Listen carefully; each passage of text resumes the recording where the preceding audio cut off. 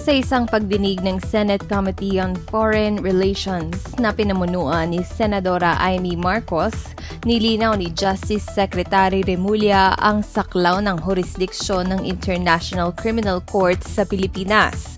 Ayon kay Remulla, bagamat hindi na miyembro ng ICC ang bansa, maaari pa rin itong magkaroon ng jurisdiksyon sa mga individual na pinaghihinalaang lumabag sa international humanitarian law.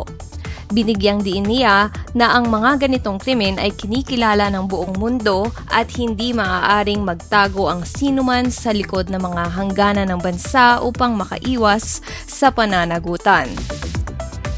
Read more about this and other on our website, www.canadianinquirer.net. Also, don't forget to visit and subscribe to our socials.